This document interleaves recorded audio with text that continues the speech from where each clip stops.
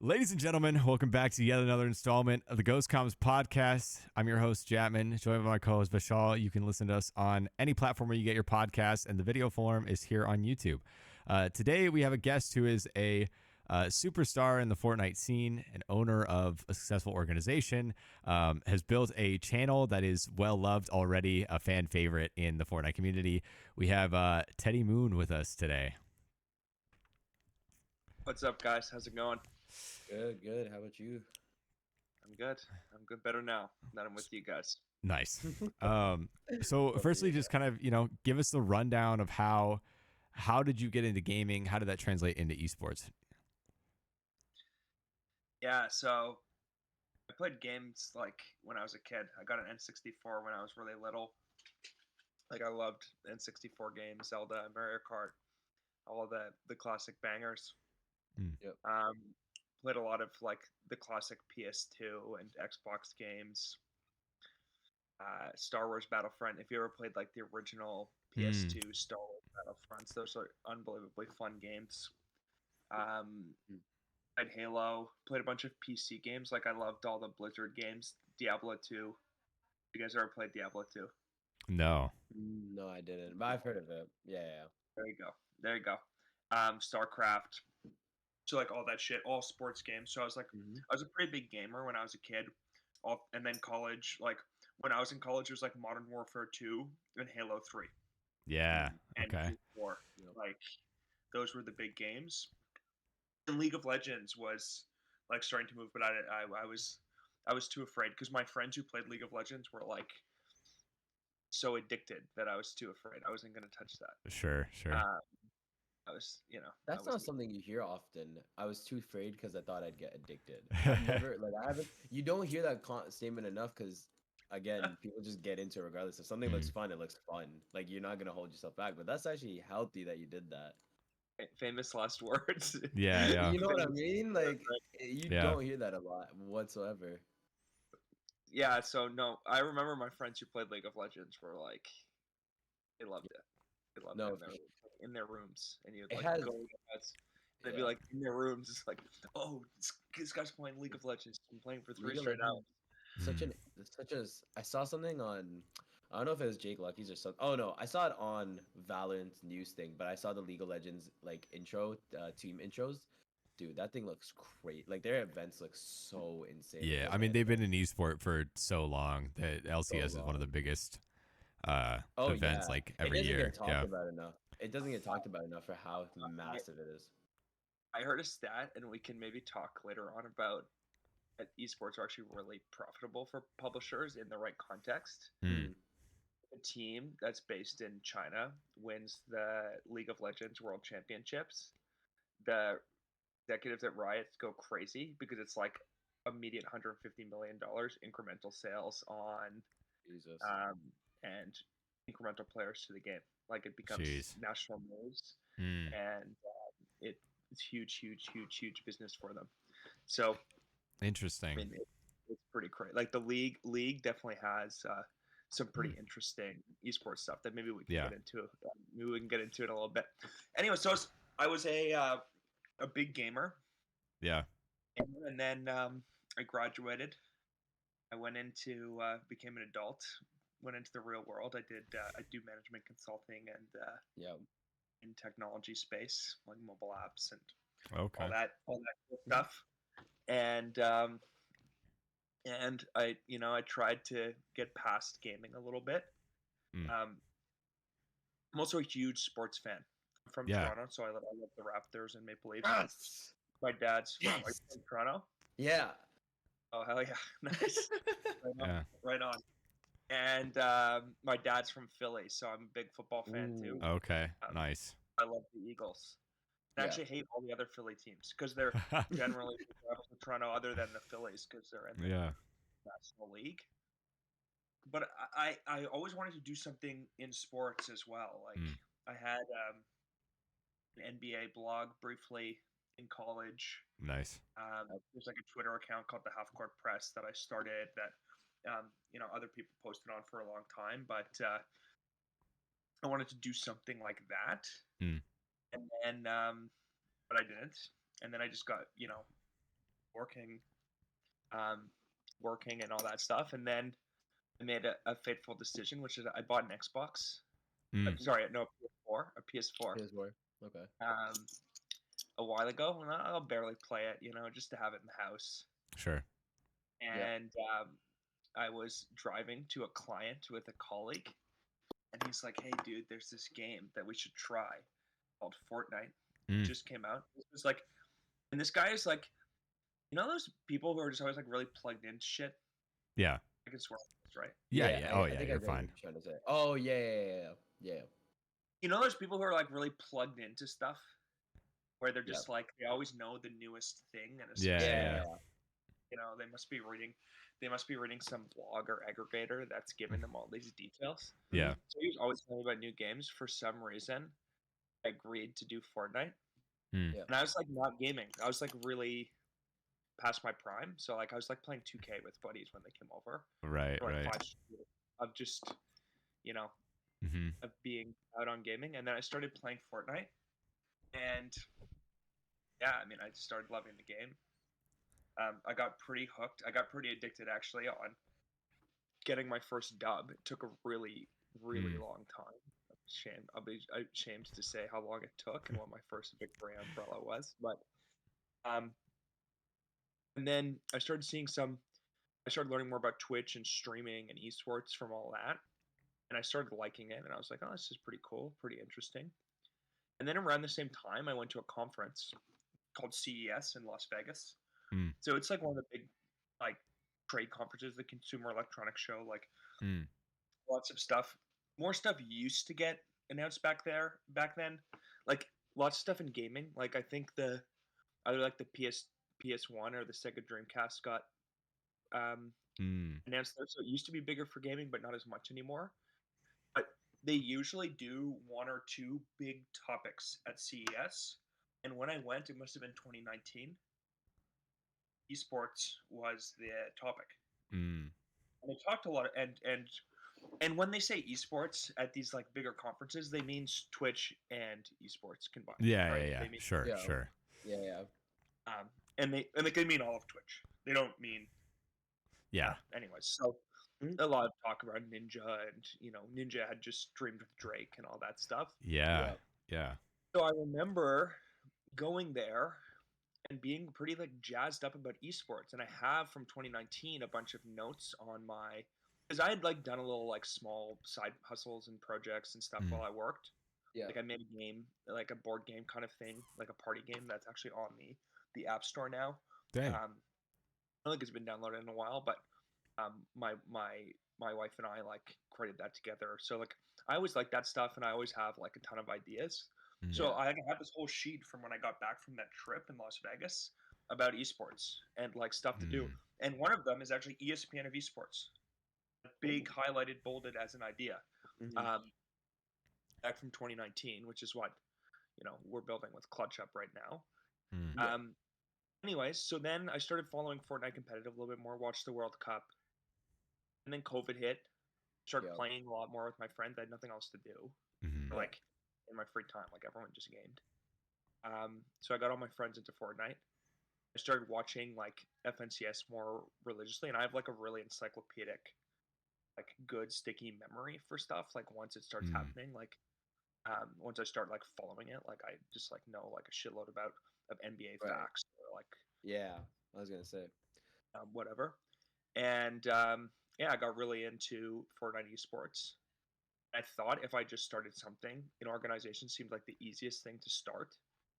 I'd figure it out along the way, which has been partially true. I mean, it's not. And we'll talk about all that stuff, I assume, over the course of the conversation today. But so I figured I'd start something and then figure it out from there. And we're kind of like 3 years into that.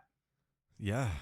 So it sounds like you've got that entrepreneurial bone anyway, that you just kind of love sticking to that stuff, which I think is a consistent trend in esports, because everyone is kind of established, or they're kind of everything is a self-made endeavor. You're kind of a single business until you get to a pretty high level in esports.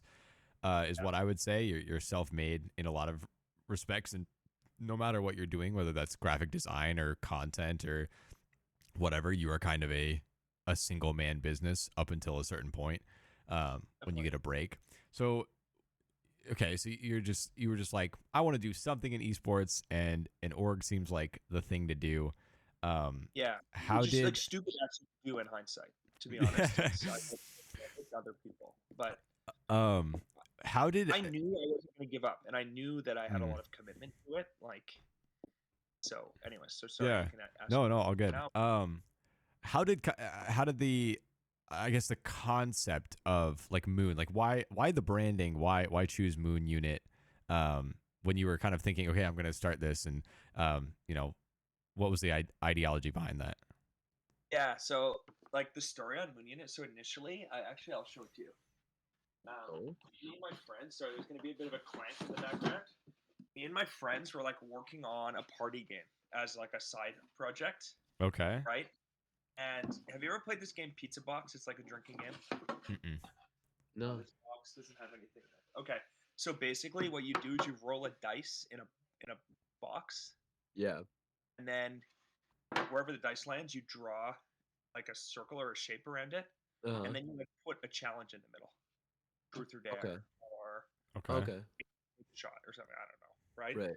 So like we're like, okay, we'll make that, but you don't need to have a pizza box. We'll do it like in a box like this, Okay. Yeah.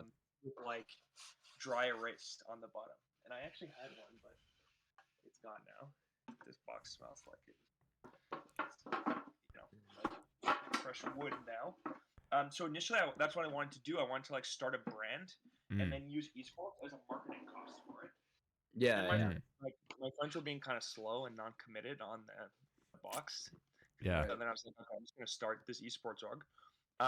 Then with the Moon Unit, I have like hundreds of names. It was like that was actually the hardest part. I'm usually good at naming things. Like ClutchUp came to me immediately. I had like hundreds of name ideas, but around that time there was all this stuff around like stocks going to the moon. Okay. Ooh, Yeah. Yeah. GameStop and stuff. Yeah. Yeah. Okay. The moon. GameStop, and so like that phrase "to the moon," Sure. Moon Unit. I like space. Like I've always liked like science fiction and space Yeah. and Okay. Right. SpaceX and all that stuff. So we settled with I settled on Moon Unit, and then started putting the logos together. I didn't want the name to be what held up the entire enterprise either. Sure. Once I started, Sure. I was like, I'm not just gonna wait 3 months and like not do anything because I can't come up with a great name. Yeah. Okay. So we start Moon. We come up with the name. What was that learning process like? Because you know, like you kind of said, you had that naive attitude going in of like, oh, it's easy. I'll just do it. Like, what were the initial like challenges or the biggest things that you learned, you know, initially? So the hardest challenge is like I had no understanding of the market up front for any of this stuff. So like just convincing a player to join like an org with, and eventually I talked to Jath into joining, which was awesome. Right. He was like teaching me on the fly. Mm. Like, dude, you can only follow on Twitter the people in the org. Unfollow a bunch of people, Mm. right? Because I was like following people to get followers, you know. And Yeah. So that was the first challenge, and then the second challenge is you pick some people up, and as a small org, you need to like pay a little bit extra, and we probably like, you know, came in hot, which lots of orgs do, which I would not recommend. Like, I would not recommend doing it like us. So then I picked up Jath, and then we got Kaz, who was like at that time. Yeah, I remember Kaz. Yeah, that's a name. Oh, Wow. Yeah. I was thinking, I was like, who the fuck is Kaz? And then I just I caught. Yeah, I remember that. He was. It was like him, Stretch, and Kanata were the only three. Yeah. Made every reference, yes. Yeah. And it was like those two and Kaz. I forgot Kaz was so good at like playing the game because I just thought of him as a Zone Wars kid at first. And I remember him being so good at Zone Wars. And I forgot he played comp like that. He was also really funny. If he was like more committed to content and Right. it was like kind of more his speed. I don't think it was ever his speed. Right. I think he would have been pretty big if he had stuck with it. He had like a really good dry, sarcastic humor. And if you watch some of the early YouTube videos, he's pretty funny in them. Like our So first 5 YouTube videos. right. So when you say that you kind of like you dropped big when you first started, right? You dropped like big sorts of money. Why would you say that orgs shouldn't do that when they want to start big? Well, I guess what you have to understand is how long you have to have a plan for ROI. So I guess if you have a plan for ROI right away, like you have an already successful Fortnite map, or you have a YouTube channel that makes money, or you're actually a brand, sure. I mean, Yeah. you're actually a brand that you have a Shopify store that sells, I don't know, like arms gaming sleeves or something that makes money, then yeah, definitely. Or hoodies. Sorry. Yeah, exactly. And then by all means consider esports a marketing expense and get going. Yeah. The problem, and I'm going to say personally the mistake that I made, and then the broader esports is you actually need you can't just create an esports team and then expect ROI to come right after. Right. Yep. Right? So one, you either need to be really good with content creation already, which I wasn't when I started, and that's been like something that I've forged over the journey with Moon and WeClutchUp. So, like one, you probably need to be a really good content creator, i.e., at least understand the algorithms and how to get views. Understand algorithms. Yeah. Understand If not, what people watch. if not a content creator yourself, right? Like the Smoggle thing. Yeah. Because there's no unless, or I guess if you have structured contracts where you get a share of the player's prize money, which I was just having this conversation the other day because I was talking, someone was asking me about, why don't orgs do that more? And I told him about the Tfue phase situation back in the day when Tfue was on the most predatory contract that I've ever heard of, maybe ever, not even just in esports, but I mean they were taking 80%, I believe, of all tournament winnings, and I believe sponsorships as well. I think maybe the only thing they weren't touching was his Twitch revenue, which was just insane. They were overvaluing their brand by a lot. FaZe was, but it's a hard threshold, I think, to determine what is a fair number, and you also risk, because that's not the industry standard, because that's not a widely done or accepted practice. You kind of risk pushing your potential signees into other organizations, even if the other organizations are not as good. So it's a hard balance to find, for sure. It gets priced now. It's priced in, right? If you're going to be like, if you sign Peterbot and you're like, I'm getting some of your prize money, then your salary to Peterbot is so high on a monthly basis, it's not worth it anymore. Would be my view on it. Yeah. Be my view on it. But so then it just comes down to, okay, org becomes the org becomes one big content creator basically, and one big like sponsorship vehicle. So if that's what it's going to be anyways, then why would you do the prize money part of the deal anyways? Yeah. It was always the way I saw it. So so that I think that's the reason why you don't do it up front, because in Fortnite competitive, there's low barriers to entry, which in a lot of ways is good. It means like anyone in the basement or whatever can start an esports org if they But it also means that there's no built-in return. Yeah. So yeah, that's why I would advise against it. I would start slow. I would understand the way the community works, the way the esport works. Spend half a year at least collecting info. Make a lot of content. Because within esports org too, like the actual, and Jatmon will know, the actual just blocking and tackling of getting our content recording together can sometimes actually be harder than people think. Yeah.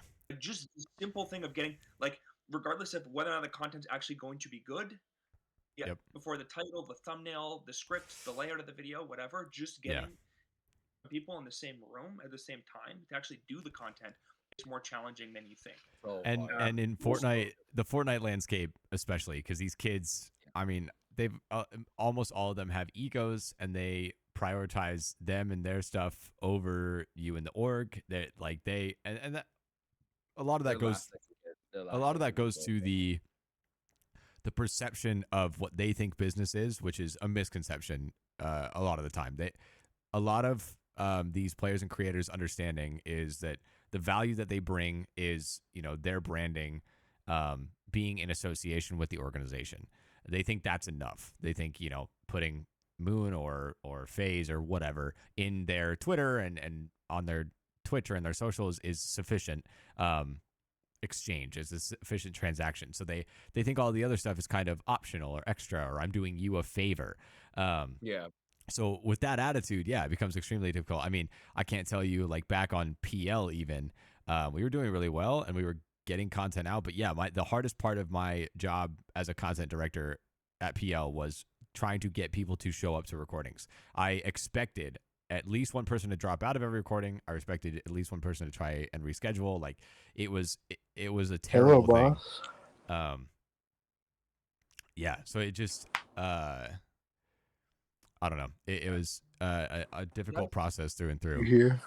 That's the same thing with the whole Vice thing. It's hard to get everybody together. Not for us. It's not because of the ego thing. Because they kind of understand where I'm coming from the most, and those people have been around the longest. They understand that they have to be on time for scheduled recordings and stuff. It's just also the whole personal life thing. It's like, because it's two colliding worlds, it's so hard to get someone time wise involved in like a recording and stuff, and you have to Yeah. plan it weeks ahead, and then all of a sudden, or not even weeks ahead, like a week ahead, and then Yeah. all of a sudden something happens to one person, Yeah. and then kind of the recording's thrown off because you need this many people for one recording, you need this many for another recording. It gets Yeah. thrown off entirely, right? Yeah. No, but So oh, go ahead. so that would be my advice. Yeah. It's just do it for half a year. Yeah. Get a video that has a couple thousand views on it. Mm-hmm. Right? Do a unique idea. Mm-hmm. Maybe launch a simple map. Yep. Find one or two players that, you know, maybe more hits level players. Yeah. Or one player, one creator, something small. You know, even if you have a big bankroll, start small. Yes. And then expand it. Because the thing is, when you own and found a business, just in general, no one's going to care about it more than you, as much as you want someone to care about it more than you. Yep. No one's going to care about it more than you. It's not realistic to think someone will care about it more than you. You can push people and, you know, give people feedback and incentives and all these different things. Yeah. Whether it's management or whatever, but no one's going to care as much as you. So if you're going to start it, you need to understand it. Yeah. Because you're going to be the one who is going to be driving something. Because you're the only one who cares. Oh, our YouTube video got pushed a week. Yeah. Right. Well, okay. Now, how does that delay our path to getting the channel monetized? And then how does that? How does that affect what the cash, like the profit and loss will be? 3 months from now. Yeah. Right? I'm the only one thinking about that. This is so this is something that I try to highlight a lot, and that I've seen a lot up until now, the whole time that I've been in esports, is people get way too ahead of themselves, and they have these big ambitions and goals and a vision, and they kind of try and skip the steps necessary to build to that. Like it's like it's starting an organization. I would 100% echo all the same advice. If somebody came to me today and asked me, how, like, what's your advice for starting an organization? I would say, spend as little money as possible. even if you can just get other people involved in it to start it with you, other creators and players or whatever. And yeah, learn the system, build the infrastructure necessary so that when you do have some money to put in and invest or whatever, that you actually have something to do with it. You know what you're doing. Like, build the skill sets first. The skill sets are going to be more important than money. And this is why you see so many, especially Fortnite, these, I call them Twitter teams or pop-ups or whatever, like where we've seen this cycle over and over again, where a group of kids who are a friend group are like, well, we want to have our names up there. We want to be known by Aussie Antics, or we want to whatever. They have these kind of delusions of grandeur, and they just go, okay, you get, a couple $1,000s or whatever, and we're going to throw this at a major contract at a major player and just hope that that's enough. And they'll be around for 1, maybe 2 FNCSs. They might even have some decent results competitively, but they don't pump out decent content, or it's not consistent, or, they don't have any of the infrastructure surrounding it. All they know how to do is give a guy money and hope that that's sufficient to build some kind of brand and long lasting. And then they shut down. And people have done that on more and less spectacular scales. I mean, you talk about like a 33 or an extra, how that all happened to crash and burn at the scale that it did, or even just, so many that have these couple month lifespans. It's because you put all your effort into it. It's kind of like, you have to think of a business more like running a long run in track and field than it is. It's not a sprint. It is it's multiple laps. And like, you talk about running strategy in track and field. It's like, you don't put everything in the first lap. If you don't pace yourself correctly, you will burn out way before the finish line. And building a business is the same way. It requires patience. Like, yes, you can have a vision and work towards it. It's not saying don't dream big, but it's saying you need to take actionable steps in increments and actually build yourself to that level. And that is the failure that I've seen across the board in esports and specifically Fortnite. And it's a reflection of the naivete and immaturity of the demographic that's typically interested in Fortnite esports. It's very young. It's very immature. But yeah, I mean, take it slow, man. Like, work with your buddies, make funny videos. Like Vishal, you run Vice, and Vice is perfect at that. You guys are not spending more than what you need to be. You have a great group of guys. They mesh well. Your content is really like enjoyable and funny. Like, just a shout out to you. Like, you're doing everything right in my book, and you're a good owner for that reason. But yes, it is. It's a little, the content schedule is a little inconsistent, but I agree with you in the sense that I'm not trying to be egotistic, but I do enjoy the content that we make, and the recordings are actually naturally fun. Now that I'm not a part of them as much because I'm the owner, it is naturally just fun to be there and just watch them happen, because that's just how I felt before. But I will say that, like, I just want to ask you, Teddy, would you say that, with that being said, though, would you say that you went head first into it without thinking, or would you say that you went head first knowing at least a partial bit? Well, I wasn't. I knew. Sorry about the dog. All good. All good. Yeah, I got scared for a second. Holy shit. I knew that I would figure it out on the fly. Like, I knew that I was going to take it seriously. Right. I was going to, get up early, stay up late, like, do whatever it took over time. I was going to experiment. I was going to try new things. I knew I was going to do clutch up soon after, and kind of like try to intertwine both, surf off of each other, right? I'd have players promote early clutch up So videos. the clutch up idea was like that early, because I thought that was a more recent thing. The first video for clutch up was like 3 or 4 months after Moon launched. Really? Okay. After we, yeah. So Jaith's first day we announced Jaith on Moon Unit like August, maybe August 1st, honestly, end of July, early August. Okay. The first clutch up video, which was, I think, a pretty simple video, was like top 10 plays of the Grand Royale or something, was Thanksgiving of that year, 2021. Okay. okay. Yeah. And then it was just, and then it was, it was frankly hard to balance the two. So I was going really strong on Moon Unit, and we were making a lot of content. Like, had a good, like, Jaith and Griffs on the same team, right? Those are like 2 people who are really, really good at, I'll show up on this day at this time and Yeah. we'll just conduct some Yeah. content. Yeah. Griff's is, I haven't worked with Jake specifically, but Griff's is a Griff, treasure. yeah. That guy he's everything you want, man. Like just a quick shout out for him, because he's really just a perfect Swiss Army knife. He's everything you would want to work with. He's truly, like, he's special for sure. We had an episode with him how long ago now? I don't know, months. Maybe it'd be a few months at this point. Yeah, probably 6 months. That was gonna be my guesstimate. Yeah, it was a really good episode. I actually enjoyed it because I think the next day I was in his stream and we just we had a good conversation before I left. Oh, he's a great guy. I met him at DreamHack Dallas last year. Yeah, he's a fantastic dude for sure. Did you go to DreamHack, Teddy? No, I went to the Invitational. That's the only one. You went to Raleigh? Okay. Yeah. Dang. We didn't meet. We recorded a video there, and it was like Fortnite mechanics IRL. It was actually a really funny video. I wish it got more views than it did. And we were doing the last scene, which was like the NPC giving a big pot, and we got a blue Gatorade for the big pot. Nice. Cypher PK walked right past us. Nice. Like, are you guys shooting content? And we're like, yeah. He's like, all right, you want me to be in it? And we were like, hell yeah.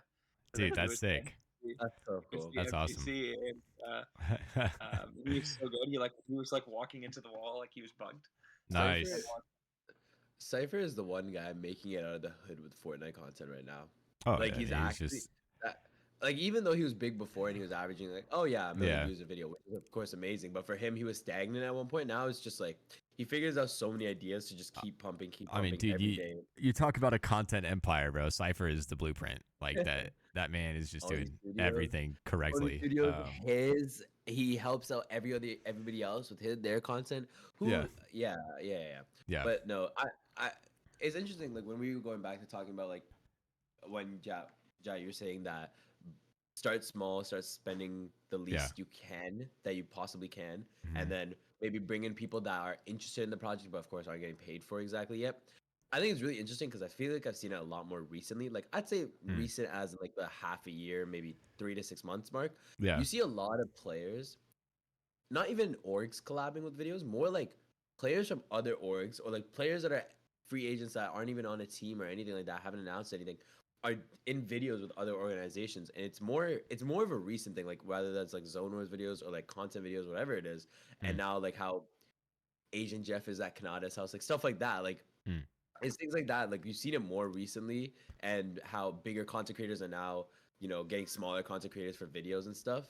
You see it a lot more recently now. And I think that's something that we were missing before, because there was this whole like, I guess it was like kind of like an unwritten rule in a sense, where it's like the people you record videos with should be a part of your brand. Sure. I feel like that was such an unwritten rule before, where people made content. Like if you think about like NRG content before, it was only NRG people. It was strictly NRG people. They didn't collab with anybody else. It was strictly NRG people, and they do it for other esports now as well. I think collaboration can be there's a place for it for sure. And I do think that in esports specifically, the us versus them mentality, that not everyone can succeed, or, you know, not everyone gets to eat, I don't believe is fully a thing. Obviously, when it comes to competition, that's different, right? Like if we're competing against each other, that's a different thing. But like, I mean, you know, when PL was at its peak, Moon, like we had a very close relationship with Moon. We did, you know, videos with them and all that stuff. And there was just a good rapport there. And I really enjoyed that. Like all the guys on that roster, I was like, yeah, like I fuck with them heavy. Like that was, you know, so it was always a thing, and there was a mutual respect there, and you can just tell that, because we were really the only people on that tier that weren't quite the full tier ones, you know, the Dignitases of the world, but like they were the only people that I would say were respectable beyond, you know, that tier 1 of Fortnite. But going back to, you know, running an organization and all that stuff, you know, so obviously, you know, Moon starts to do pretty well. You get Jath, and that's a big signing. You get Griffs, who, you know, has been on it for a long time. What's the why, I guess? Like what is your reasoning for kind of wanting to do it? What are you trying to get out of you know, building and running Moon? So Moon Unit in particular, I mean, it's a few things. Like one, we talked about all these reasons why they're tough businesses. Mm. You got to be careful. Why you got to be slow, Yeah. right? Esports orgs, and maybe this will be different in the future. They're not like ever going to be like super profitable, massive businesses unless they're like tied to some kind of huge franchising thing in the future. And even then, like lots of the teams currently are struggling there. Mm-hmm. You know, at the end of the day, they're kind of like a bit of a trophy asset. I think you can think about them in a business perspective in a few interesting ways. So I think that's first and foremost. Right? If you want to make money, if you want to make a lot of money and do it fast and do it efficiently and have really big gross margins in a business or huge leverage or a network effect, like make enterprise software or something. Mm-hmm. Definitely make more money that way, or like 98% of the time you'll make more money that way. I think there's a couple interesting ways that esports orgs can be pretty good businesses. It's one as marketing Mm-hmm. or a bigger product you have in house. So like 100 Thieves did this really well with Juvie. That's what it's called, right? Yeah. Yeah.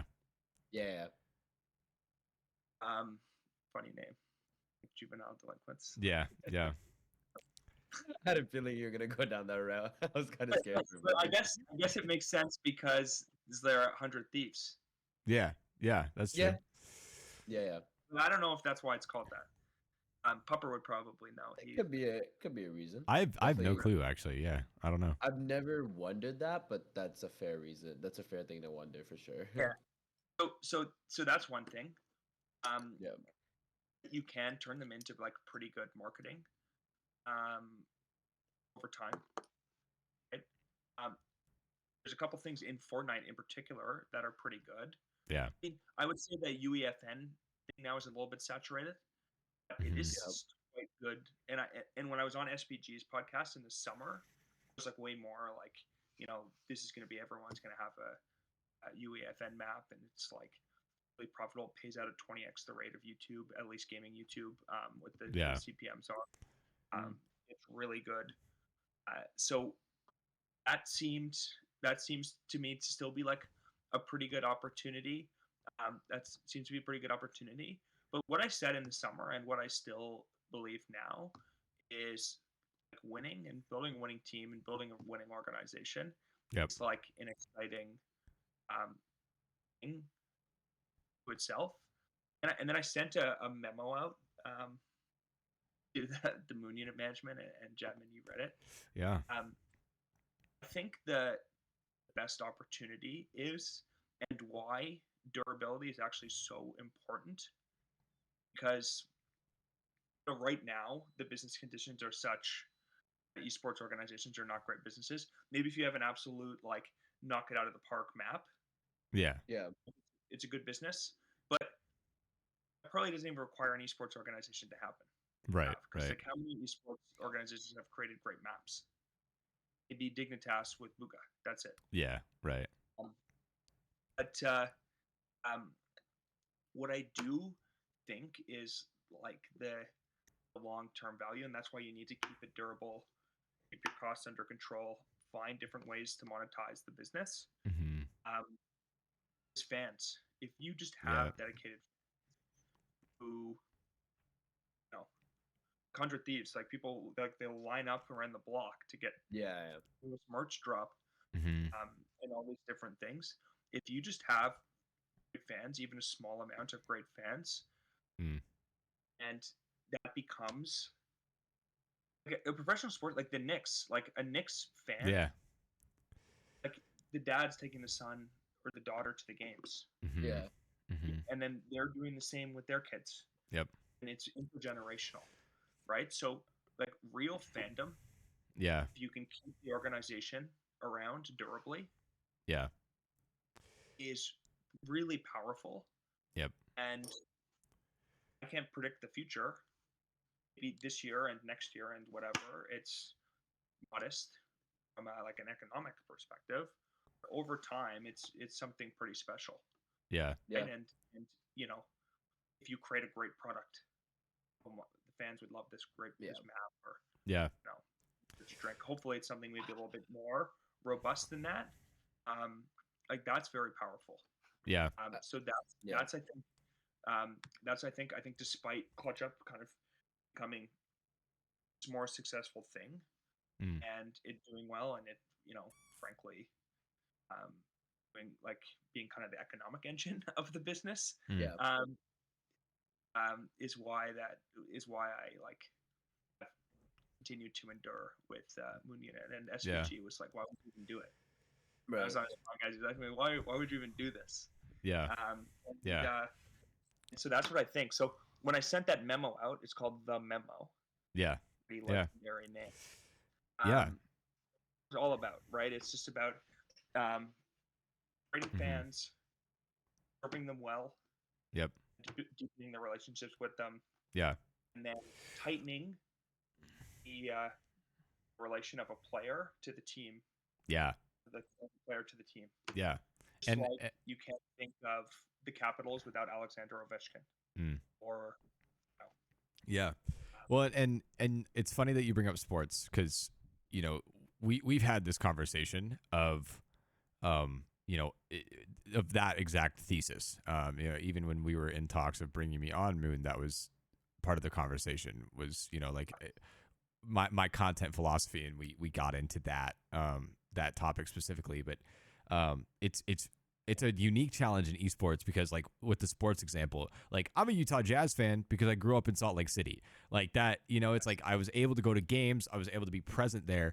And that was like the geographic factor is, most of the time what's going to be why you're a fan of us, because the community aspect is geographic. It's not, independent of that. And so there, with the removal of that in esports, you have a unique challenge of like, how do you get that same community feel? How do you create that connection without that pretty easy or simple means of connection? And that, breaks down to stories. I think is kind of the end of the day conclusion is like, that's what needs to happen. So, you have these, like you said, even the strengthening of the player with the brand, it's like, telling stories and seeing the real sides of these players and creators. And like we even talked in that meeting about Paper and Jamper's, docuseries that they were doing for a time, and how that was a fantastic step in the creator and competitive economy. And it was so well received. And the reasoning for that was it was not just about who they were as players, but their off time routines and what they were doing. It's just seeing them as people and being able to relate to them in that manner, and kind of giving vulnerability to the audience so that they can latch on to that. It's a really powerful thing, and it's super lacking in the esports space. I feel like there's this like masking that goes on. There's so much, like in the content realm specifically, there's so much fakeness. There's a lot of fabricated and meticulously planned out personas and characters and all that to protect. And at the end of the day, that, when you're talking esports and when you're talking what builds a powerful brand that creates fanatics, because fan is short for fanatic, and like that, people forget that. That's what it is. It's telling stories, and it's getting down to these people's stories. And that's why, like, we loved, this podcast was bred out of Brand Risk, and that was, we talked about our origins a little bit. Like, that's what we loved about Brand Risk was, like, when I saw, Ron talking for 3 hours about depression and the pressures of social media and all of that stuff, I was like, oh, I can actually relate to this person now on a deep level. I can understand at least something that he goes through that makes me feel like he'd be a human being that I could talk to and not a character behind a screen. Oh, Ron 100% seems like the human being that, like, regardless of being on or off stream, he just seems like someone you can very openly talk to. Teddy, have you ever seen Brand Risk by chance? Like the Arab band? Arab and Edwin. Yeah. Okay. Yeah, no, I used to listen to it. I used to listen to it pretty often. Oh no, I like it a lot. I like it a lot. Everybody in the Fortnite com has at least listened to 1 or 2 episodes. 100%. It was such a popularly known like Mhm. podcast, and your favorite pro has probably been on it at some point. Yeah. Yeah. I I mean, think that yeah. was our origin. I mean, we, after he That was it. went the IRL route and wanted to start doing that, and they shut it down. We were like, the community needs this. That was You'll see us one day. the You'll idea see us behind one it, day. and that's why we do what we do here. Is we want to tell those stories. We want to create that connection between the audience and all these figures in the space. I But mean, yeah, yeah. go ahead, Teddy. No. Oh yeah, Teddy, go ahead. No, all I was gonna say is you're completely right. And the other thing on kind of the bigger macro YouTube, and one of the theses of ClutchUp was that no one's really telling full stories. Mhm. Lots of people Yeah. are like, "Oh, I want to make a video about clicks or mongrel or tens Yeah. or something, and I want to get a lot of views."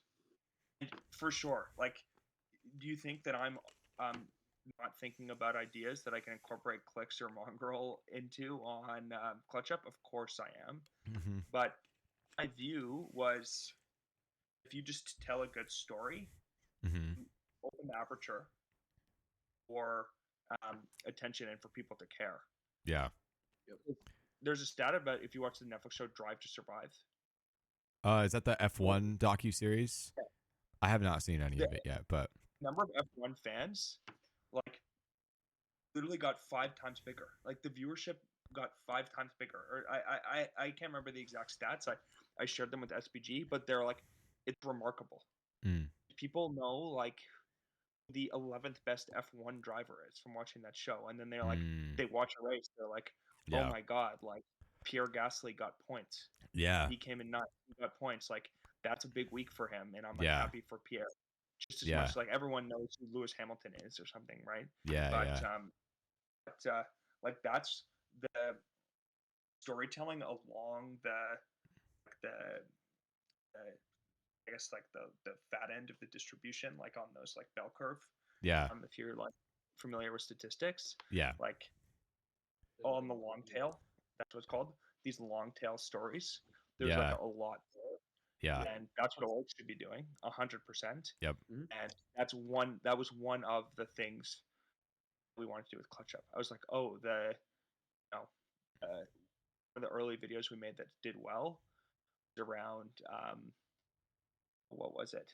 The Chapter 2, Season 5 North America FNCS, when Acorn won the first time. yeah, I yeah, was like, Yeah. no one had made a video like centered around Acorn, yeah, my knowledge, yeah, right? And I was like, no, that was a great FNCS. Came down to the last game, surprise team, yeah, Bates last, FNCS, Uga Bizzle clicks, yeah, playing really well, at least, partially well, right? They won 3 games in that tournament. I mm-hmm. was like, that's a good story. And, Yeah, that's a good story. And then, that instinct, I think, has proven to be right on ClutchUp. yeah, For sure. 100%. And that's, my signing philosophy, especially when it comes to content, is I would so much rather have, um, people that are really good at what they do and who can make that type of stuff and create storylines, than just borrowing some already decently established person in a lot of cases. I'm going to choose that talent and potential and try and realize that potential as opposed to just, okay, I'll throw some money at you. And especially because of the attitude and ego that typically comes along with people who are already established. But a lot of it is because of that reason. I think, creating those underdog stories, those stories of triumph, those stories of starting from nowhere and ending up somewhere. Those are the stories that we're drawn to as human beings. I mean, I'm a big documentary buff. Anything docuseries I will watch. Like the quarterback series on Netflix, that was one of my favorite things in the past few years. Like anything sports documentary related, especially, I just love. Like I became a huge Kirk Cousins fan because of that. And now I wanted to watch his games, and I did for the season. It's just like it made me invested in who he was because I saw how he was off the field. Like, yes, his performance can be one thing, but that's so surface level. It's so one dimensional, and to feel it like you understand that person as a human being, and have seen the vulnerabilities of them, it creates something special. And that's what we really latch onto, like with sports.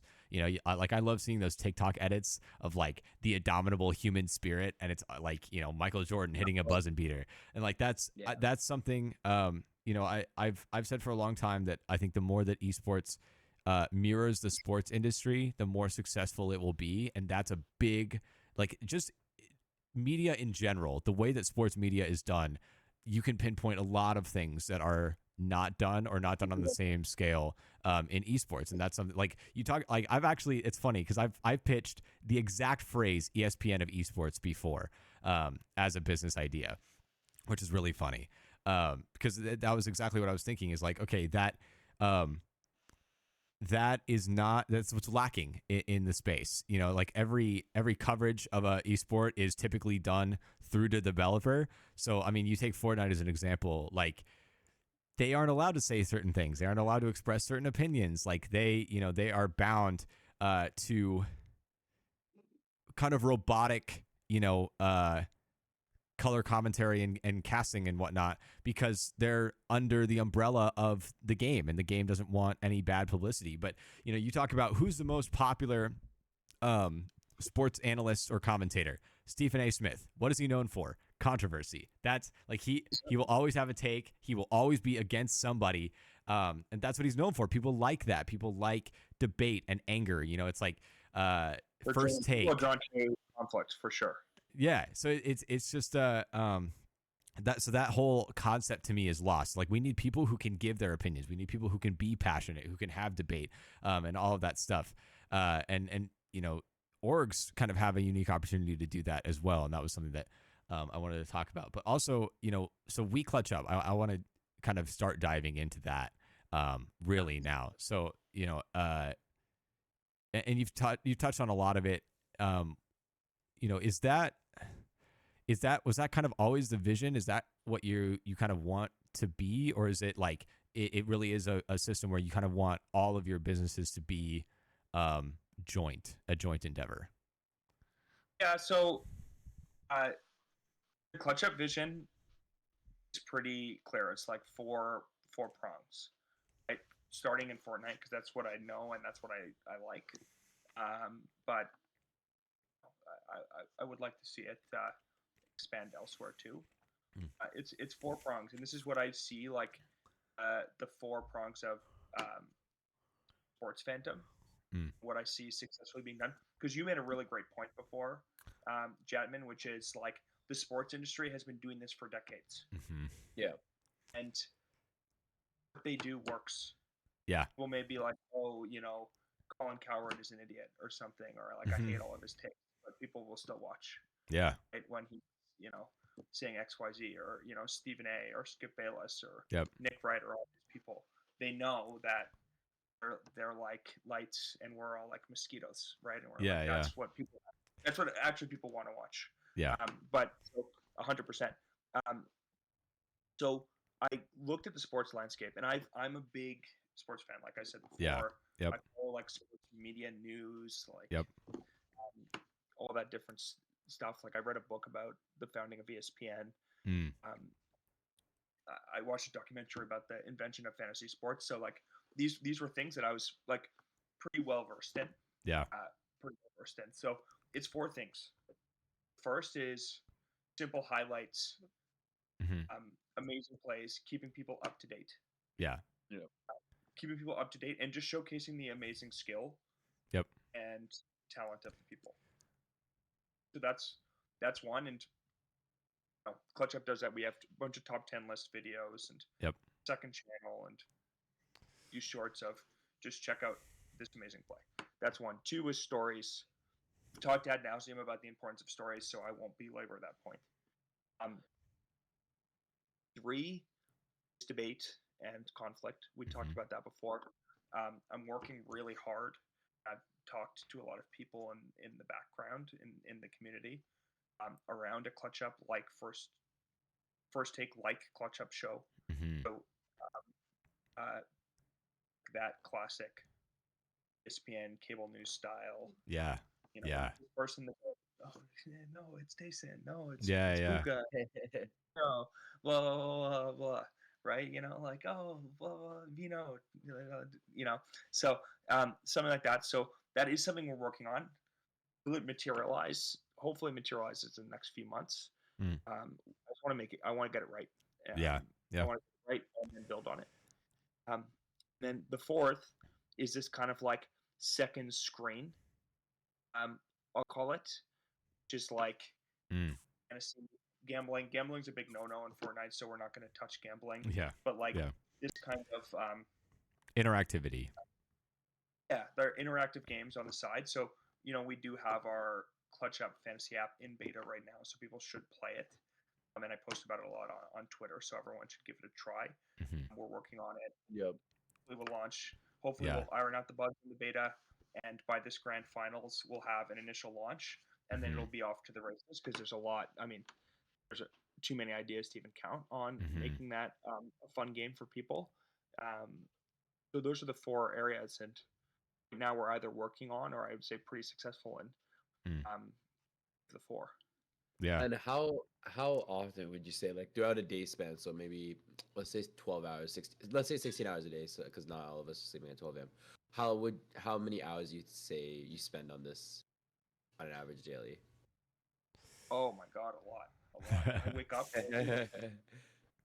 I wake up early before work every day, and then I like do it basically until I go to bed. Obviously, I have to cook dinner and walk the dogs and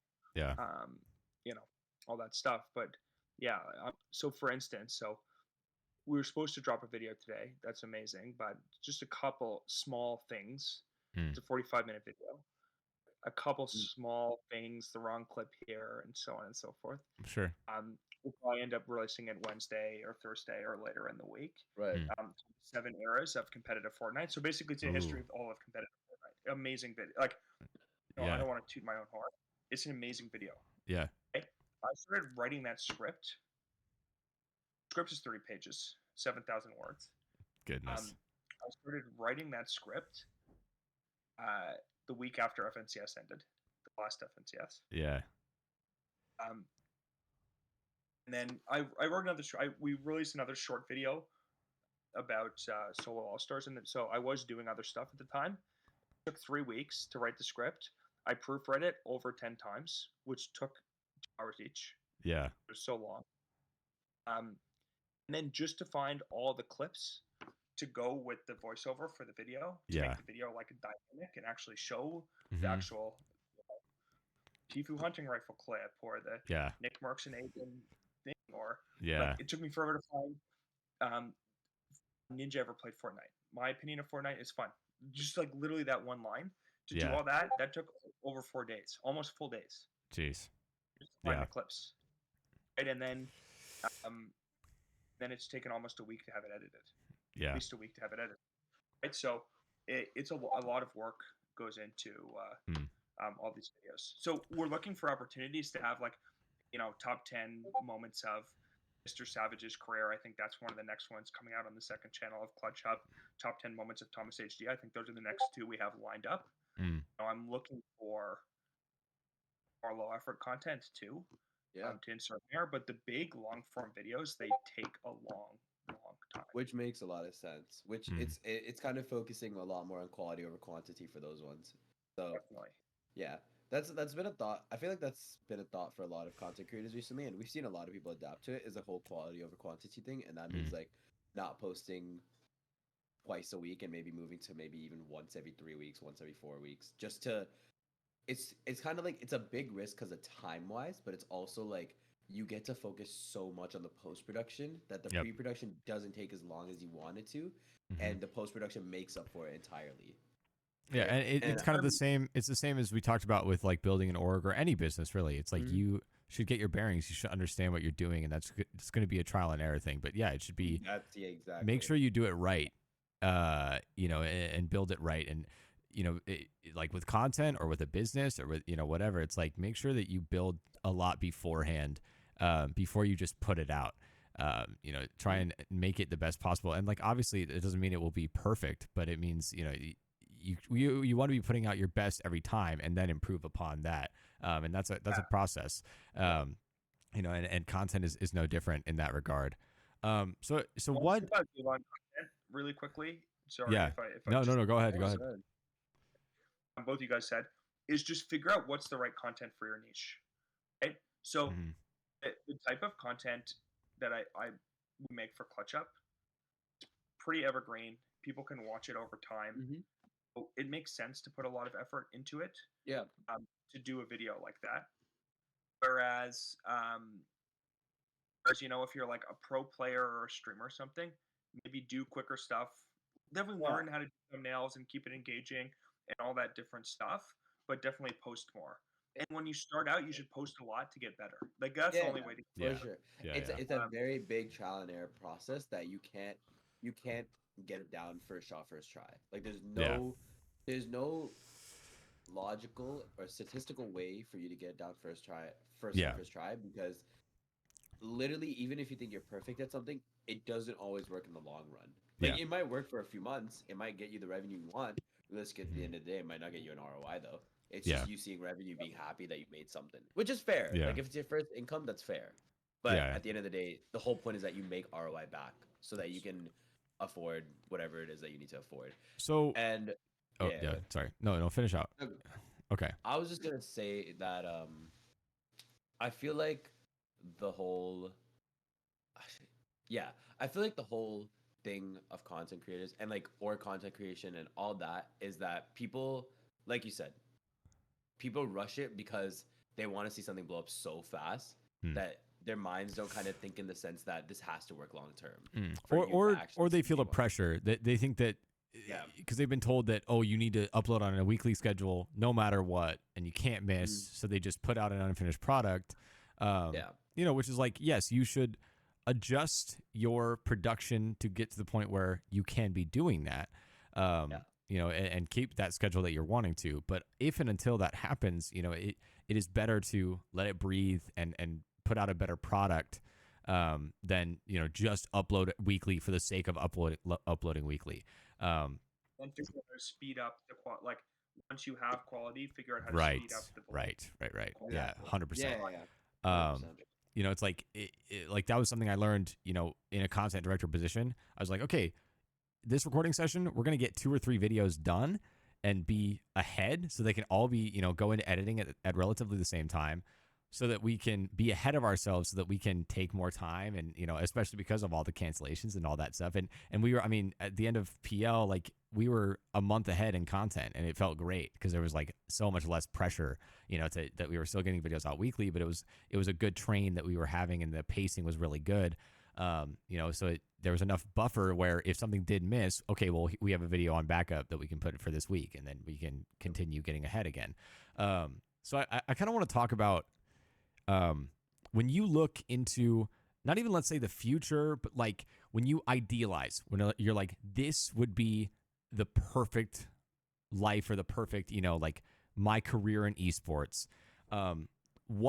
What do you envision? What's the like? What scales to what degree? And like what's the? I mean, I don't I want to say like what's the end goal, but kind of you see what I'm getting at. I think. Yeah. So it's tough, right? Like I usually try to just do one step each day. So Mm. yeah, it's a cheesy thing to say, but No, it's fair though. but I am quite ambitious, and Mm. I do want to have like I want Moon and or ClutchUp or like the combined thing to be one of the biggest brands in the world for esports for sure, 100%. Yeah. Um, I want to have content that people like, millions and millions of people watch, people keep coming back to, and they like. I want to have that be scalable across multiple channels with multiple people. I want to have things like the fantasy app and the actual products that people use to drastically improve and augment their esports watching experience. So I do think try to think big. Yeah. Well, the worst case, you get half the goal or a quarter of the goal, and it's still pretty good. Yeah. Yeah. but I definitely definitely in it for big upside and Yeah. one of like to be one of the best, and maybe Yeah. it's delusional, but we went back, and you don't want to be delusional sometimes, but sometimes you kind of have to be, Yeah. because I wouldn't have started if I wasn't a little bit delusional when I started. You're I crazy understand until you that's do it. I mean, that's kind of the whole thing. I mean, this entire industry, I think, is built on that. You just have to have the right amount of crazy, to try it and to stick with it. And that really, I mean, wow, it sounds incredibly cliche, but realistically, the only people that I've seen that have truly failed in this industry, but also just in life as in general, are the people who stop. Like, if you truly don't stop, you truly will never fail. As long as you're pushing towards it and learning and growing and whatever, and putting in effort, you will see some kind of progress. It could be a snail's pace, it could be overnight, whatever. But that is a massive thing. Okay, this is a big topic that I because you were talking about it, sports before, and I have my I said this earlier, but I kind of talk about the more that the esports industry begins to mirror the sports industry, the more successful I think it will be.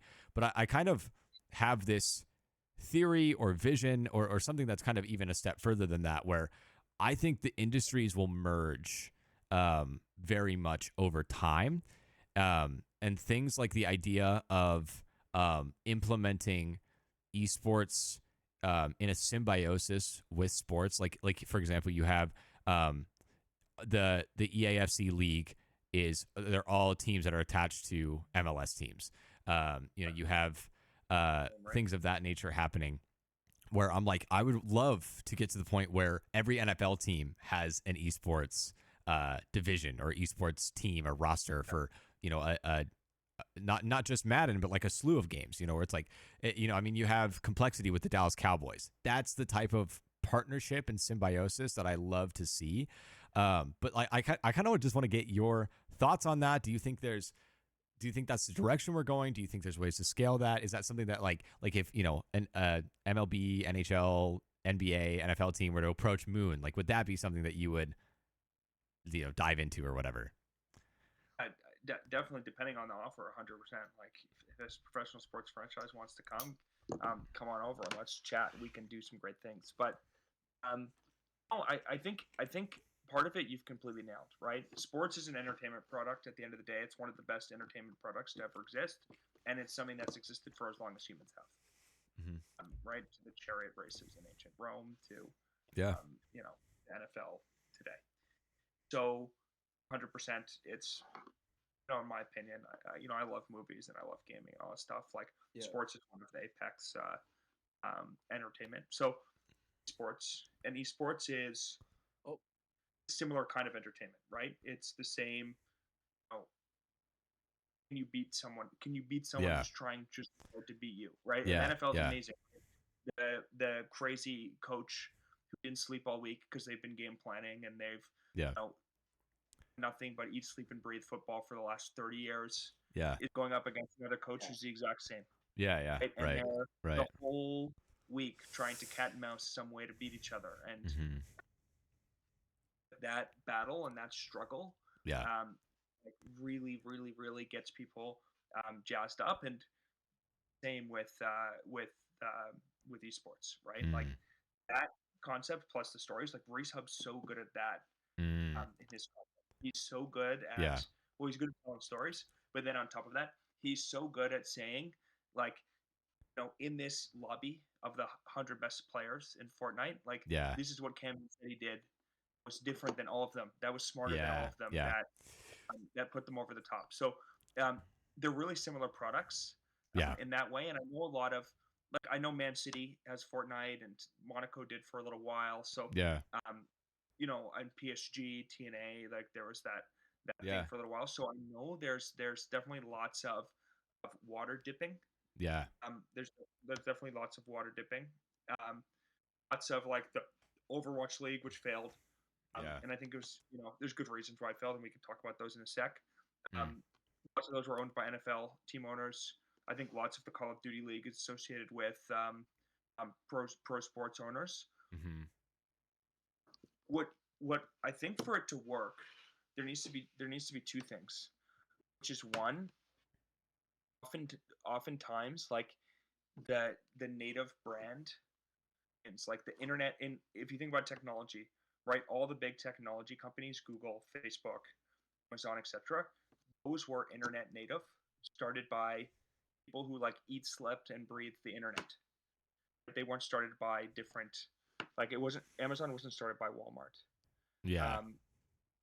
And the reason is that the people who started those companies, that's all they cared and thought about, and they weren't, you know, it never would have occurred to a big company to do that. So I do think there's an element of that, which is, if you think about, in this analogy, the NFL, NBA, soccer franchises are kind of big companies, and you know, maybe a huge blind spot to them, just like the internet was a big blind spot to companies in the, you know, in the 90s. So that's probably like one of the reasons why it might not work. The other reason why it might not work is it's different, really, really different content monetization, which is ESPN is like one of the most profitable media companies ever. Paid $8 a month for every subscriber in the United States who has a cable subscription. Yeah. Like that's insane. That was 100 million people at its peak. 100 million people. ESPN was making almost $1 billion a month. Yeah. $1 billion a month. So like sports monetize, like people pay to watch sports. Yeah. People don't right now to watch esports, right? Esports is almost all free. I get a sub to like not have ads on a mongrel stream, but similar, I think a little bit different. Yeah. So that's where I think like the actual distribution of the products, and I'm not saying this can't come together. The distribution of the products right now is very different. Esports is reach, free, basically. Whereas, of course, leagues want reach, but they want, like, you know, it costs a lot of money if you're going to legally watch these sports, right? I guess they want to create enough demand for the brand that they can paywall it, and that it's justifiable to the consumer. Paywall, exactly. That's exactly right. So, and I don't know, like, I just don't know. Maybe sports will be really effectively paywalled in 10 years, and maybe that would be a shame for the fans. Yeah. But you know, right now, to me, it doesn't seem like there's a, you know, like there's a real path for esports to be effectively paywalled in the future without a huge fan revolt or the game falling off, because you know, new games can just come up and survive. Overall, it's really hard, like, to think like pickleball is going to become more popular than the NBA. Yeah. I understand what you mean. You know, another game could come up and stop. You know, and then the other thing is, in esports, all the value accrues to the game publisher. So Fortnite actually has an amazing ROI on their esports that people I don't realize. So one, there's just a traditional ROI. Obviously, it's not an ROI that makes it worth spending $100 million like they did in 2019 on prize money, but it's a very good ROI because they have fun, just brings a lot of attention to the game. And people, and like, esports is accessible enough that people like can realistically think they can go pro. They can play in the Cash Cup. There's low barriers. Right? So like, dream is like really alive. Like it's pretty obvious. Like even a young kid knows that they're probably not gonna, like, you know, be an NFL player at an early age. Right? You know, it can feel like, because you're playing ranked, or you know, it can feel like the dream is there. So that's one thing. So it keeps a lot of players in the ecosystem. Buy skins, blah blah blah. But now with creative, Fortnite has this amazing flywheel. Because if you look at what are the most played creative maps right now, it's almost all practice maps. Right? Zone Wars, I would call that a practice map. Maybe it's a bit more of a fun pace. Jarian's map, Forever Zone Wars. There are lots of, like, you know, this Peace Control or this practice hub. And now even the pros who are becoming famous from, like, Rezon has a bunch of maps. Right? So Rezon became well known because he performed well on the FNCS broadcast. Yeah. Now basically becoming like a promoter of getting people to play more Fortnite because he's trying to get people to play his maps. Yeah. So this like sell the dream of esports. Yeah. Get people to participate in cash cups and all these different tournaments. So the Victor cash cups have been genius for this because Yes. Yeah. I was going to mention this. High. Yeah.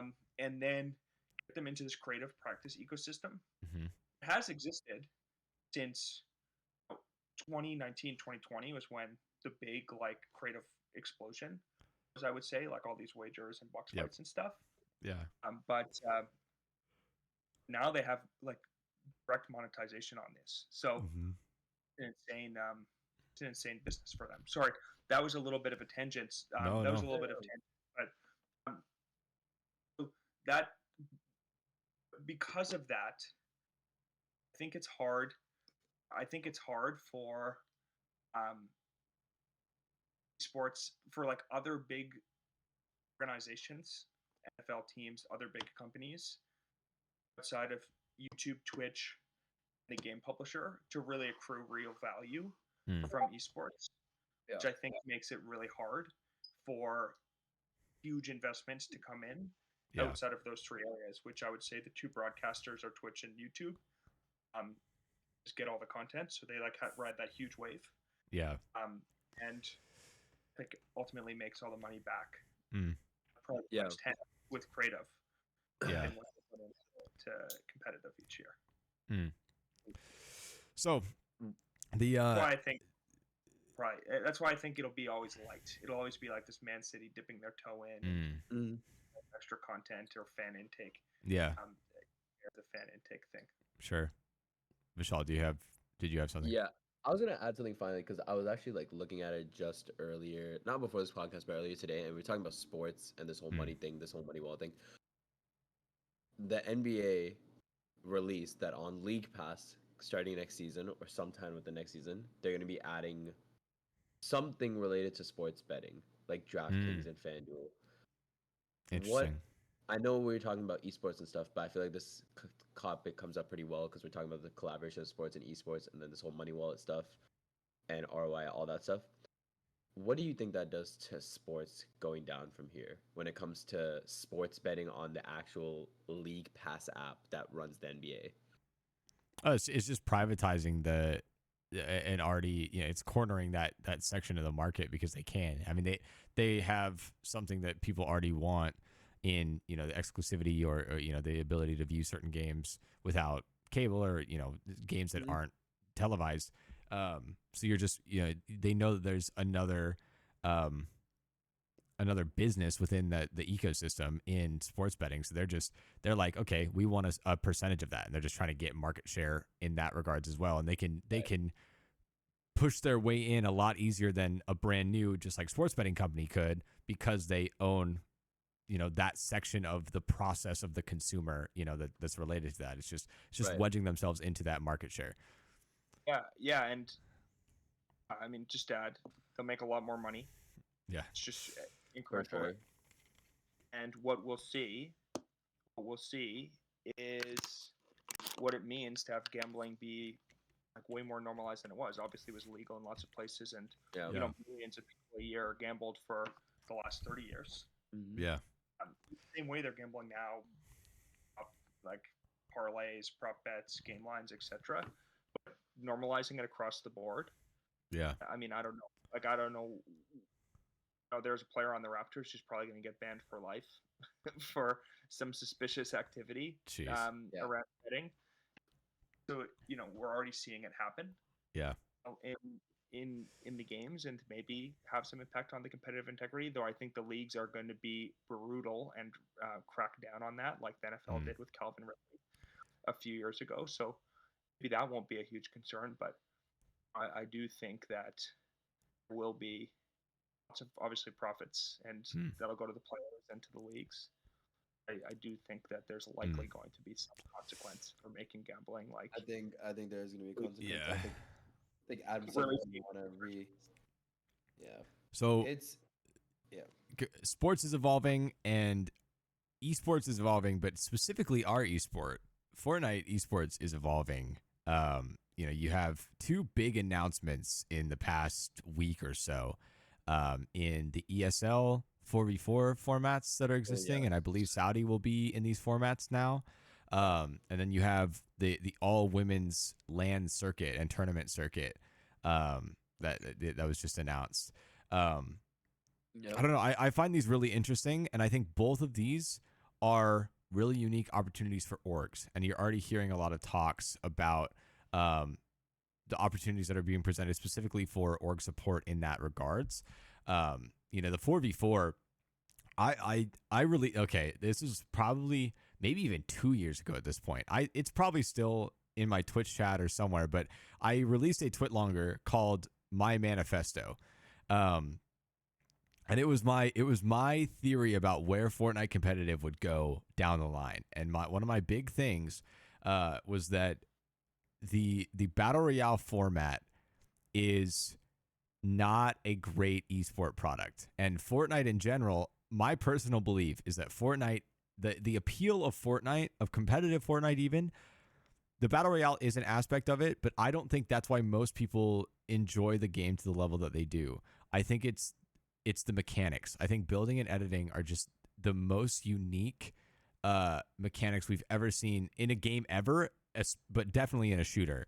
It gives you a certain amount of control and malleability. There's so many, like, there are probably trillions of ways that one, fight could go because of just, you have 4 different build types, and each of them have a slew of edits, and then you talk about all the possible permutations and combinations of all those things. It just creates, it's like, I would describe it as it's like chess. Like a build fight is so much more about outsmarting your opponent than it is, so it creates the most unique and the most control that you can have in a shooter that has ever existed. So my whole thing was in this manifesto, was this thesis that, a team-based, round-based objective game mode would actually be a better esport competitive product with Fortnite's mechanics than the Battle Royale would be. And this was right at the time where Box Fight League was getting really popular. I mean, Faxi was hosting these, these big streams every week with prize money. And you saw, the best players in the world, the best fighters in the world going at it in zone wars. And it was high octane. It was fast paced. The most downtime between rounds is like 20 seconds. And it was so much easier to consume than the Battle Royale product. It just was so much more fun to watch. It's more fun to play. It's digestible.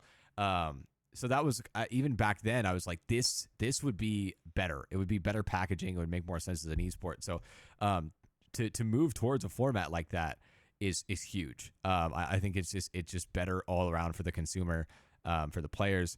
And it also it solves one of the big issues with Fortnite as an esport, is that, you can't, like a Valorant, a Call of Duty, a Halo, you sign an entire team to your roster and everybody represents your team together.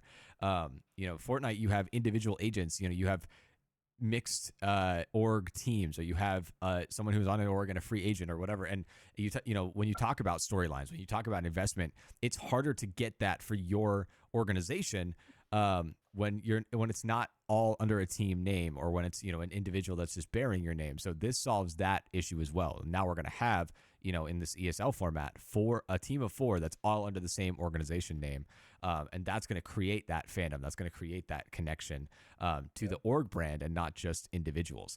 So I'm excited to see where that goes. I think Saudi will be a really unique experience for that, and I'm interested to see how that is received by the general populace, and how we kind of see Fortnite esports evolve. And I think we're going to see organizations have a BR competitive and a team-based competitive, and some female signings and whatnot. But I kind of wanted to get your initial thoughts on all of those announcements and all of that, Teddy.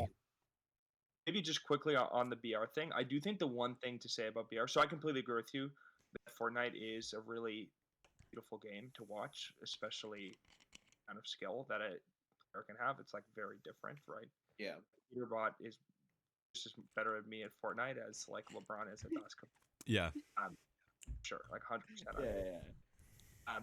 So I do think that VR does have, especially in the end game, does have some really good competitive aspects, which is people can really understand what Fortnite is. Like Yeah. VR game mode, I think broke through because it was like so understandable. Last man standing wins. Yeah. Yeah. So I do think that there's something to be said that actually is quite effective for an esport, despite all the chaos, despite all the different POVs, despite the sometimes odd pacing of the games. Yeah. I do think that there's something to be said for good old fashioned BR, good old fashioned BR. But on the ESL thing, so I think it's really exciting. Yeah. 100%. You probably saw the Moon group chat. 100%. We're gonna have a Moon team. Yeah. Going forward. I think it'll probably be the existing players of our team coming together to try and and whatever our future roster looks like. So 100%, I think that's really exciting. Yeah. Any org versus org thing, Yeah. is more opportunities for stories, more incremental content at minimum, right? At maximum, it's like a whole nother wave for the competitive game. So I think it's really cool, and I actually think ESL is really smart because they own the app. Now everyone who's going to grind to practice, Yep. everyone's going to play it, and they're definitely, you want to talk about ROI, they're going to do well on that. And I never understood like how ESL and DreamHack, I guess they sell tickets to LAN events and stuff like that, and sponsorships and ads, but this seems like probably the most elegant way for them to make money. Yeah. Especially on Fortnite that I've ever seen. So kudos to them. That's awesome. And then for the what's it called, the Milk Cup? Yeah. Interesting name, but Nice. I think that's amazing. That's amazing too. That's amazing too, because again, that's just one more thing to expand the pie of people liking the game, right? Yeah. As much as I think people have been really thoughtful and deliberate about, making it gaming more and esports more inclusive. Like I look at the ClutchUp stats, it's still like 85% male viewers. Sure. Yeah. And we saw with the Final Four, like the women's NCAA tournament. Yeah. One of the best tournaments really in a while. Yeah, people loved it. So Yeah. Any way you can you can grow and you can look to, because right now the game's in a great state competitively. Viewership's really high. Playership's really high. I guess this last FNCS week it wasn't wasn't as high as the last season's FNCS, but that was a winter. People are doing less, so who knows? But I think Fortnite and Fortnite competitive and Fortnite content is in a position of strength. So to try new things, to have new things happen on top of that, I think is only a good thing, and I think it's really exciting for sure. 100%. 100%. Yeah, and I want to touch on this really quick, and then we'll get into our last closing question. But specifically the women in esports and representation thing, because there has been some criticism, right? Mainly from young boys who don't understand, the purpose behind it. Like this is activism. This is trying to create equality. They're saying, oh, it's unfair because we don't have all men's tournaments. But what it is there's been a disparity, right? And culturally, video games and esports especially have been considered a boys' activity for basically all of its existence. Video games, was like, it was like, oh, boys do video games and girls play with dolls or whatever it is, right? That's been the perception for so long. So when you saw gaming reach the peak that it did and became, like it felt overnight. I know it wasn't, but it felt like this sudden this overnight, like, the gamer used to be the guy who, drank Mountain Dew and ate Doritos and was a fat, lonely loser in his room. And then that perception just kind of flipped, and like all of a sudden everyone was gaming, and it was widely accepted, and it was like this big social thing. And Fortnite, I mean, was one of the biggest parts of that, was one of the biggest pioneers, because that was Fortnite's peak was one Googled term in the United States for 14 months in a row. Yeah, that's insanity. Really? I mean, it was. I mean, maybe it was like 9 out of 12 months, but in 2018 and much of 2019, Fortnite was the #1 most Googled thing in the United States. It is not an exaggeration to say that Fortnite's peak was a worldwide phenomenon that changed the landscape of so many things for forever to come. But so you saw that, and so you saw girls start to get interested in it. But there's this disparity. I mean, it's like, boys were being raised on this. I mean, I think, like, I've been playing video games since I was a kid. People have been playing Call of Duties and they've been playing Halos and all of that stuff. They've played shooters. They understand video games. They understand classic mechanics. It's like they have such a head start on all of these things.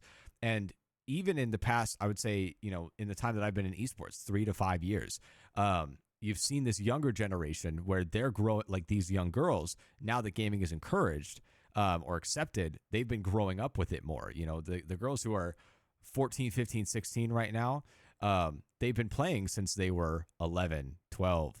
And where their gray matter in their brain is a lot more malleable, where they're able to intake that information. And, you're seeing the skill disparity across the genders close quickly.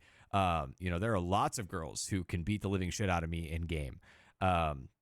Now, much more so than, when I was 15, 16, because it's a cultural thing. They're being encouraged to do it, and they're starting at the same time as their peers. And we're seeing that gap close. So now events like this are going to encourage that even more. And we're going to see, as that continues to happen, the girls who are, 8 to 11 right now, when they're teenagers, are going to be the Coopers, are going to be the Boogas. Like I think we're going to see, as time goes on, a greater shift towards equality in the genders representation in esports. And we're just in this mode right now where it's not quite there, but it's working towards it. And the way you do that is encourage. We're seeing effects of it, yeah. Yeah, you encourage competitiveness. So it's like, yes, these women's only cups. It's encouraging girls to go practice. They're playing zone wars. They're scrimming. I mean, there were all girls scrims, all girls trio scrims tonight, and we're going to see that continue to happen. And I think. It's giving the next generation something to exactly aspire. It just like we talked about with the business, this is building the infrastructure to allow that to happen down the line. It's not going to be an overnight change. It can't be, but this is the next step in that evolution. And before we know it, the conversation of the gender base is going to be irrelevant. It's just going to be who's the best player, and it can be between a man, a woman, or anything in between. I agree with all you said, but I agree with everything you said, but also, like, I think it makes sense from a business perspective too. Oh, absolutely. Yeah, Company, for sure. Company called again? Gotta have milk. I think.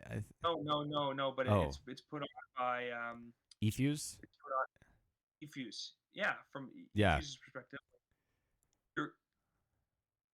what you said is completely right, and it's a huge opportunity. Yeah. It's for them to become the brand that's just known and associated with that. Yeah. And they've done that tremendously. I mean, it's so much easier than trying to fit into the niche that's already established. They are the women's content. They are the women's competitive Fortnite. Like, everyone just knows. Every time an eFuse comes around, everyone knows what that means. They have cornered that. They've cornered that niche with perfection. And all it's doing is growing the game. So people can complain all they want, whatever. But and for me too, it's another LAN. Like, I love LANs. I think they're amazing. So I would love to make it if I can. They haven't announced a date for it. It's sometime in the fall of 2024. So I'm excited for that. It's going to highlight so many voices and talents, in that demographic, and it's going to encourage young girls to want to get into it and play too. And that's just good for the industry. It's good for the game. It's good for competitive. So if you don't like it, you suck. That's the bottom line. So the last question that we always ask to close it out here, because we already talked about kind of like what you want to work towards and your goals, because we usually ask 2 last questions, and that's the first one. The last one is, if you were to give the audience one piece of advice, which you've given a lot today, but it could be org related, it could be content related, it could be business related, or it could just be life related, what would it be? Yeah, I mean, read books, read a lot of books, become friends with the eminent. The easiest way to learn from other people's mistakes, to make novel connections, to come up with creative ideas. Yeah, brain's muscle, just like anything else. Read a lot. like a lot. Like if don't there's no stigma between an audiobook or a book or like a really long form podcast that gives actually valuable information, like this one. Yeah. Yep. Like this one. Like this one for sure. Like this one, but there's lots of really good ones. For I sure. love the Founders podcast. I love the Acquired podcast. Like I binge those. Amazing podcasts if you want to learn about how different businesses operate. I think, and then talented people fail all the time. Smart people fail all the time. 100%. Resilient people and who don't quit. Yep. They ultimately succeed, right? Because they've decided and they're going to do it, and like pain and suffering is just part of the journey. Yeah, for sure. And the more you can, wrap your head around that, the better off you'll be. I think those two things, like constantly read, constantly look for ways to learn more things, naturally curious, improve yourself, and then be resilient and don't quit. If you do those two things, like the probability of achieving what you want in life is much higher. For sure. Yeah. Perfect. Ladies and gentlemen, thank you for joining us for yet another installment of the GhostComms podcast. This was Teddy Moon. We'll leave his socials down below if you want to see anything more from him. Obviously, go check out Moon, themselves. WeClutchUp. Go, watch one of their videos. If you like what you heard here, make sure you like, comment, subscribe, or follow, whatever, depending on what platform you're on. Leave a comment down below what you agreed with, what you want to see more of, maybe who you would want to see as a guest. And finally, we'll catch you all in the next one. Thanks for listening. Peace. Everybody.